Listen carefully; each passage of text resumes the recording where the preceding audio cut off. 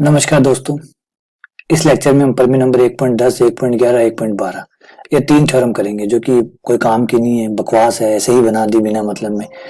अभी गणितों के ऊपर ही प्रमेय बना दी, तो बस आपको अभी गणितों के नाम बताने हैं और आपके प्रमेय प्रूफ हो जाएगी। क्योंकि अभी गणितों को हम प्रूफ कर ही नहीं सकते, तो अभी गणित तो अपने आप में अभिगणित ही होते हैं, तभी तो अभिगणित कहते हैं, प्रमेय नहीं कहते।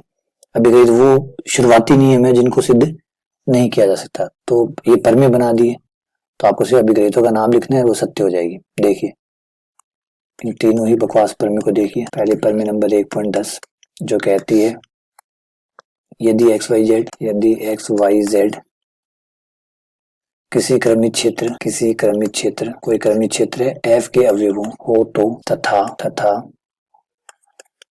एक्स बड़ा है वाई से, वाई बड़ा है जेड से, तो सिद्ध कीजिए एक्स बड़ा होगा जेड से। अब बताइए इसे क्या प्रूफ करेंगे आप? खाली लिखना है, प्रूफ हो चुका। ये संक्रामकता का विपरीत है।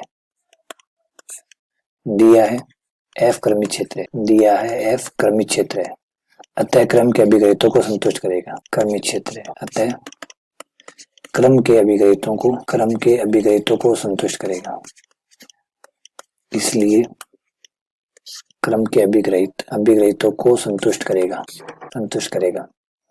और संक्रामकता का जो नियम है, संक्रामक नियम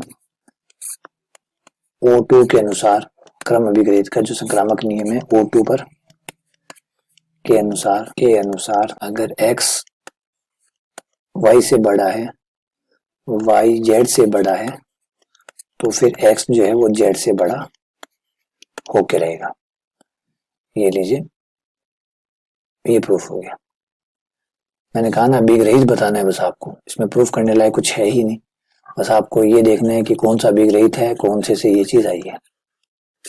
प्रमेय नंबर 1.11 क्रमित क्षेत्र F के उपसमुच्चय P धनात्मक वर्ग के लिए बात है। ये क्रमित क्षेत्र F के उपसमुच्चय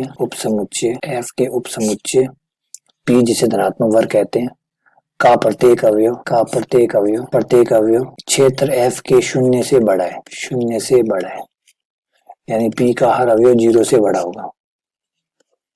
तो बस सीधा प्रूफ है, ज्यादा मुश्किल है नहीं। क्या धनात्मक वर्ग P की परिभाषा अनुसार, की परिभाषा क्या कहती है? परिभाषा अनुसार P क्षेत्र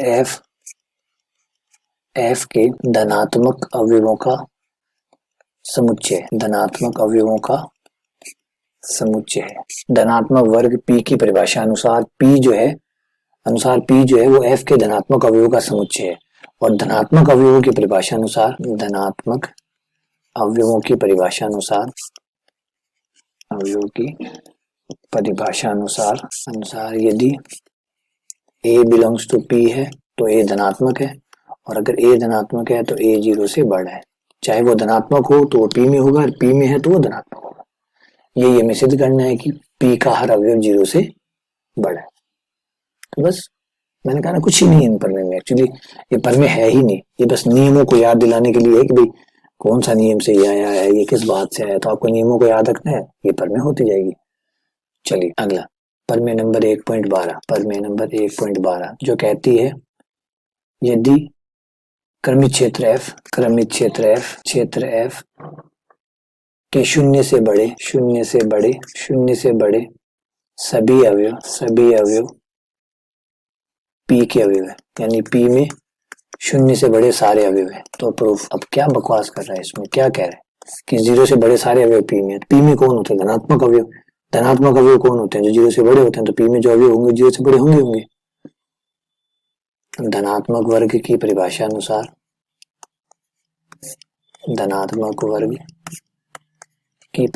अनुसार इसकी परिभाषा ही ऐसी है, इस बेचारे का क्या दोष।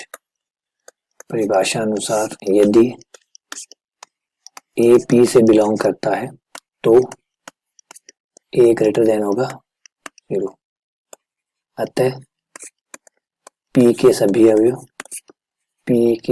अवयव शून्य से बड़े। ये लीजिए भाई, ये प्रमेय भी होगी। तो मैंने कहा ना इसमें कुछ करने लायक था ही नहीं, ये पर में तो जबरदस्ती इसने बना दी, नंबर डाल दिए और बस कर दो, लिख लो। परिभाषा के कारण आ रहा है, कोई अभिग्रहितों के कारण आ रहा है, बस यही कारण है। ठीक है। हाँ, परमे नंबर 1.13 जो है ये कमाल की है, इसमें कई चीजें हैं जो सीखने लायक है। तो परमे नंबर 1.13 जो है वो अगले लेक्चर में करेंगे। तो पहले तो ये 3 बकवास परमे हैं, इनको एक बार पढ़ लीजिए, सुन लीजिए, बस हो गया काम। आना जाना इनमें कुछ है नहीं, इंपॉर्टेंट कुछ है नहीं, क्योंकि क्या पूछेगा, ये पूछेगा कि क्या 4 नंबर में, क्या 1 नंबर में ना आए, क्या लिखोगे इसमें। ठीक है, चलिए बहुत बहुत धन्यवाद।